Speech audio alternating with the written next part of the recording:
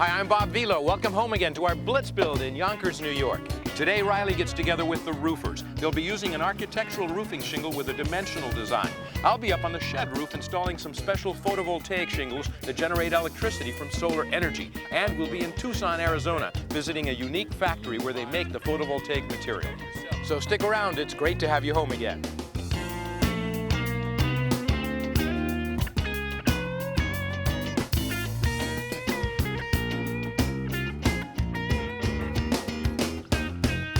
Sears presents Bob Vila's Home Again.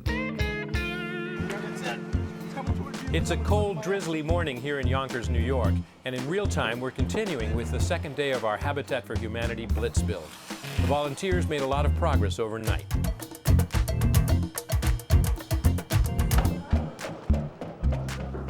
The exterior gypsum board and house wrap are in place, and Riley is up on the roof getting started with the roofers. We're here with Dominique from Helena Construction, and you're putting the roof on for us. Yes. And I understand you were here pretty late last night putting the paper on. Yeah, trying to get ahead of the rain. Right, because we did get some rain last night, and we want to make sure that the OSB board underneath doesn't get wet. So we managed to do that. Now you've already, I see, put the drip edge on the edge here. Yes. And what is the next step that they're doing Well, here? the next step is we're going to continue the drip edge up along the gable roof, the gable. And that gives it a nice trimmed look on the outside. Yeah. As you see, they're going to start laying it out now. Okay, and then once that's on, they're going to start laying these shingles. And what's the trick to getting started? Well, the trick is we start with a reverse shingle. Okay. An undercourse shingle it's called, or a starter course. Right. And then from that point, we take a finished shingle on top of it. Okay. And that'll give us a protective look and protects it from the weather. So what you're doing is you want to make sure that these slots here don't hit any slots down below. Okay, so let's see him get started. Okay, now as you're going there, see you've already snapped the line on the roof. That's going to keep us nice and straight coming off the starter here. We snap a line every 4 or 5 courses. Okay. In order to keep the shingle going straight. And these shingles are what's called a composite. They're a combination of fiberglass and asphalt. It's an architectural grade shingle. Yes. Which is going to give it a kind of a shadowy look on the roof. It gives it a shadowing effect so that when you look at it, it gives you the two-dimensional. Right. These black lines give it another, you'll see as we're going up, you'll start seeing a design on it. Okay. And so now he's going to start putting a pyramid starter course over there? Now this roof is 30 feet long and 15 foot high, so if it's 15 foot on the other side, that gives us roughly about 900 and some odd square feet. So that's 9 square? Yeah, we'll use probably about 10 with the cuts in the waist. Okay. So do you think this would be a long job to put this roof on? No, well, in normal conditions, we'd probably have it done within a day, day and a half, with all the trims and everything else that we have to do. Okay, now I know that this roof is a 9/12 pitch. Once we get up off of this stage, and how are we going to handle that? Well, we have roof brackets that we nail on to the underside of the shingle. Okay. So that by that time we put planking across, or 2x6, so we have nailing boards. So once we get up there, we'll be working off of another stage. Yeah, we'll go off our stage and then we'll go right across with it. And then as we go a section up, we move the whole staging up a section at a time. Great, okay, good. Hey Riley, how's it going up there? Hey Bob, yeah, we're just getting started on the roof here, but they've got plenty to do. Okay, well I'm going to go over to the shed and take a look at a different kind of roofing.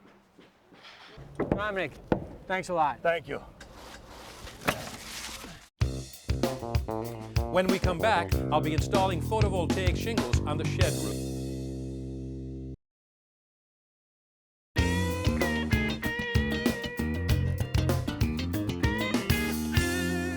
Okay, well, let's say hi to Deane Evans from the Partnership for Advancing Technology in Housing. How are you, Deane? How are you? Well, what have you got for us? And there's a lot of different things that go into this PATH initiative, right? Absolutely, yes. Construction materials and methods and stuff. We probably have 15 or 20 new technologies in this house right here. And PATH has been set up to try and promote technologies and get builders and homeowners to understand them better, use them, and create the houses for the next century. Right. This is a great demo of that, and as I said, we have probably 15 or 20. I think you're going to be talking about a number of them. Yeah, SIPs obviously is one of the most exciting available technologies, the whole business of building with structural insulated panels. But right now we're putting a little roofing product into play that's not brand new, but certainly an interesting thing. Well, it's a major step in innovation. Photovoltaics, photos Right. from the sun, and voltaics for electricity have been around for probably 2 decades. Oh yeah, and I remember putting them on one of my shows 15 years ago, but that was in Arizona, and the cost was very, very high. And they were also probably large, bulky panels. They were stiff, exactly, Okay. yeah. Well, we have a brand new product here today from United Solar Systems. It's a PV shingle.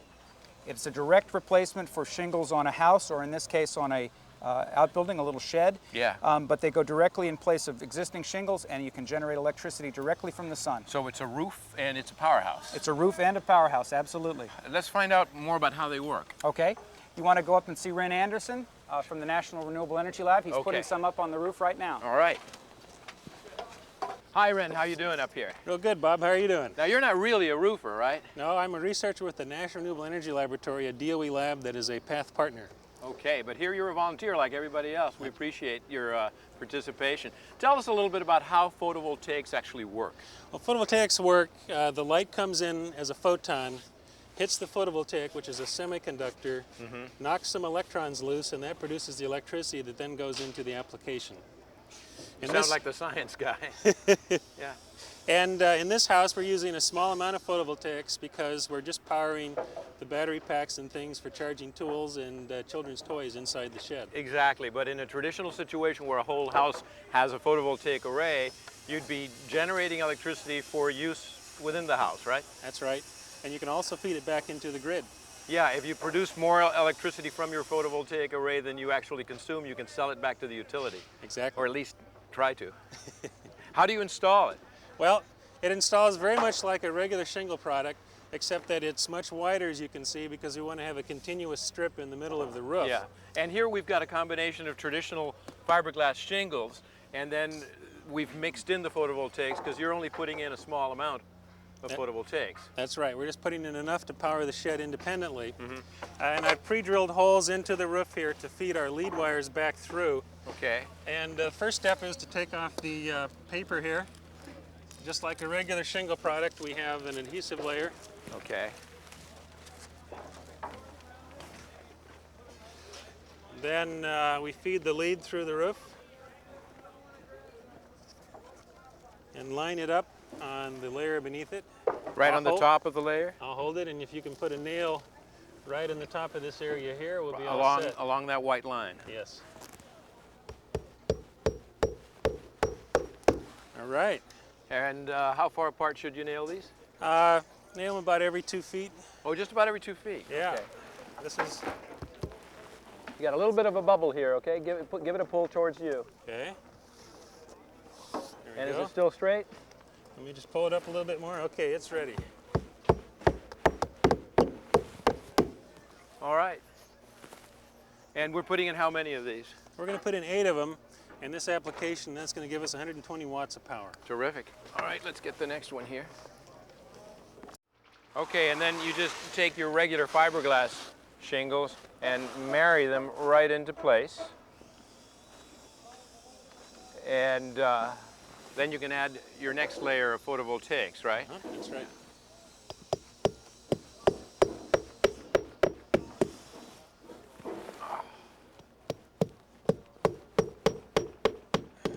Now, how much does this cost, these photovoltaic shingles? These shingles cost about $5 a watt.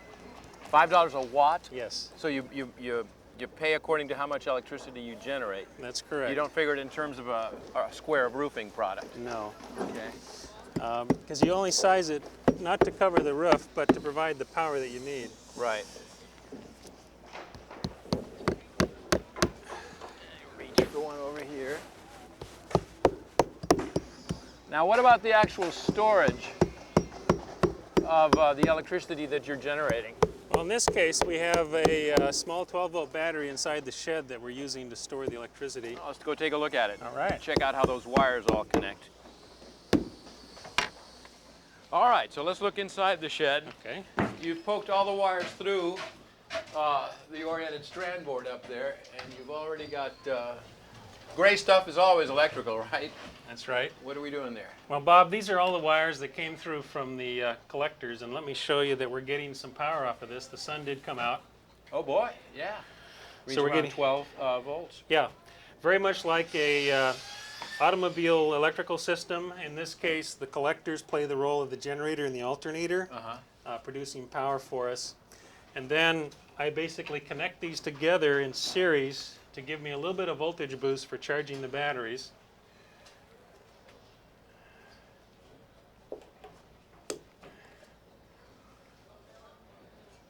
And then feed these into the junction box right underneath my arm here. Yes. So once you've connected all, we have what, 8 panels did we put up there? That's correct, 8 Yeah. panels. So we have 4 pairs of leads that go into this junction box, Okay. which is fused on the direct current side. And then the power from the junction box feeds into this voltage regulator. Yeah. And this voltage regulator then controls the charging process to the battery, and also in parallel feeds the DC voltage into the inverter. The inverter converts the power from DC to alternating current, the Right. 110 volt system that we use in a standard house. Okay. That gives us the most flexibility for power in the shed. And so we'll have an actual receptacle right there. Everybody can relate to that. How much power can you actually store in the battery? This is a 30 amp hour battery, so it can run 1 amp for 30 hours. For 30 hours. And it's matched to the overall size of the system here, so we've got a good match between what we need to store Yeah. and what we're producing. Excellent. Thanks a lot, Rem. You betcha. Okay. Nice. Coming up next, a visit to Global Solar in sunny Tucson, Arizona. Stick around.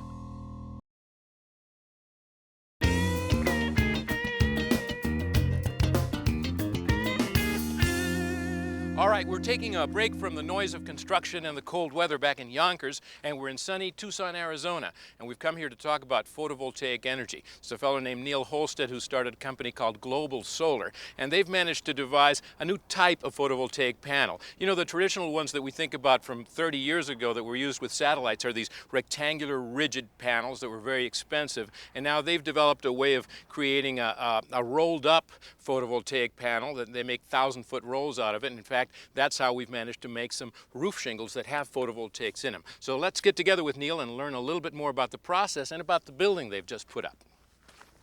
Hey Neil, how you doing? Hi Bob, welcome to Global Solar. Thank you, it's great to be here. Hey, before we go in to talk about photovoltaics, tell us about your building. I understand you're about to win an award.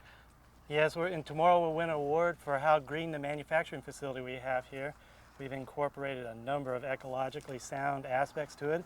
One example is we have daylighting in the production area in the ceilings, which brings sunlight into the workers' areas. Now that specifically refers to the kind of skylights that uses mirrors and stuff? Oh yes, it actually reflects extra light down and takes some of the heat out of the building. In fact, when we were getting our building permit for the electrical inspection, the inspector was actually irritated at us that we had the electricity already on, when all it was a light coming through. He thought the electricity was already on, but it was just the skylights. Those are exciting. What else have you done? Well, you know, you can see the fascia brick that we have here. That's actually from a recycled pharmacy that was being torn down downtown. We recycle all the gray water out of the building from the drinking fountains to water all the wonderful landscaping we have on site. The walls themselves actually are solid concrete, but they include fly ash, which has been recycled. That's a waste product of the local utility generating electricity. So not only do we recycle it, it actually makes the concrete stronger. It does. It adds strength to the concrete. It does indeed. Yeah. Any rammed earth around here? Yeah, in fact, several of the walls, instead of using traditional materials, we use rammed earth, which is just dirt being compacted and making beautiful walls. And then, of course, you've got energy-efficient windows with awnings over them, and lots. It still looks like a kind of traditional New Mexico or Arizona architecture, but you've managed to put all these good features into it. Well, let's get out of the sun and talk about photovoltaics. Sounds great. Well, Neil, this is indeed a very clean facility we got here. Yes, it is. And I guess everybody's familiar with a traditional photovoltaic panel, right? Yes, the vast majority, anything you'd see out there from solar PV would probably be this type of And panel. how is this made? You melt down silicon, and when it's thawed, they cut it very, very thin wafers, and they do a lot of different processes to it. But when they get done, they have very thin, fragile cells that are more fragile than a thin soda cracker. they have to wedge it between big sheets of glass and a big rigid panel Right, it to gets protect heavy. it. Yes, indeed. But essentially, when the sunlight hits these things, you get electrons bouncing all over the place that will create electrical charges. Electricity that can light your home, that's for Weighs sure. well over 20 pounds. And now the product that you're making is this. Yes, we manufacture it instead of melting down products. We manufacture this on a 1,000-foot long roll of plastic material that you can actually bend, roll, and it's so durable, in fact, that we've shot bullets through it, driven tanks over it with very minimal performance degradation. And it still functions. But you're Still not functions indeed. you're not using the same kind of silica gels. You've got a different set of We're using raw far materials. more common materials, but if we're going to talk about that, I think we probably should talk to Robert Wen, who's our Director of Technical Operations. All right, say hello to Robert. Hi. How are Hi, you? Bob. Thanks for stopping by. Can you explain how you make this? I mean, what's the first material that you use? Yeah, Bob, I can. Our photovoltaic material consists actually of 4 layers, and each one of those 4 layers is extremely thin. We deposit those onto a carrier plastic. This is a material right here. So this is like the substrate, as it This were. is a substrate. It's a 2,000 thick polymeric film. Uh-huh. The 4 layers of material that we put on are about 1/20th the thickness of this starting layer, so each one is very thin. So you're putting, what are the 4 materials you're putting on? Are they these elements here? Yes, they are. The 4 materials, Bob. The first one is molybdenum metal, and it's followed by copper indium gallium diselenide, cadmium sulfide, and the last layer is indium tin oxide. And each one of these layers has a very specific function. The first layer, molybdenum, is the positive electrode to our battery. It's the first layer that's down. The way that we put it down is we start with a precursor material. This is molybdenum metal here, and we put it inside the chambers, and we deposit it onto the web by a process called sputtering. Called what? Called sputtering. That's what I thought you said. In sputtering, the way it works is we apply a negative electrical potential to this plate, Yeah. and we add in some argon gas. And by adding the argon gas, it comes in and will collide with this target, and material will come off and condense on the substrate. And condense onto the substrate. That's right. And am I guessing that some of the machinery behind you is where this actually takes place? Yeah, this machine itself is a molybdenum machine. Now, Neil, did you guys develop the machinery here, or is it something you've built on site, Robert? Or Yeah, most of the machines were designed by me and 2 of my colleagues. so I would have expected a much larger piece of machinery, but Yeah, they are quite small, Bob. Let's take a look inside. you can open it. It's not gonna. No, It's not running right now. No, it's not. We'll show you how everything works. When it's running, it's actually under vacuum, but So it wouldn't be. Yeah. the way it works, Bob, is we have a roller on the top and a roller on the bottom. We start by mounting the plastic on this bottom roller and simply thread it around a series of idler rollers and have it pulled up into the top roll. It makes me think of the insides of a camera. That's very much what it's like. Right. As it passes through here, instead of starting and stopping like a camera, however, it just passes through in a continuous fashion, and it passes in front of our sputtering sources. You can see inside right now and see our 2 targets. As So it that's where you're sputtering and the molybdenum is splashing onto the That's substrate, right, Bob. if I can use non-scientific language here. That's Yeah. right. Once it's wrapped up to the top, the process is complete, and we'll simply remove the roller and move it to the next chamber. And move it to the next chamber. Can you close that door again? I want to You see bet. what it looks like. I mean, because this is something you devised, invented, and put together yourselves, right? We did most of the design, and we had a machine shop build the chamber and did the integration ourselves. How much does one of these cost? They're about $500,000, Bob. About $500,000. Well, it's exciting work. Robert, Neil, thanks a again. lot for letting us take a peek. Thanks for visiting us. Okay. We'll be back in a moment with a preview of our next show, so stick around.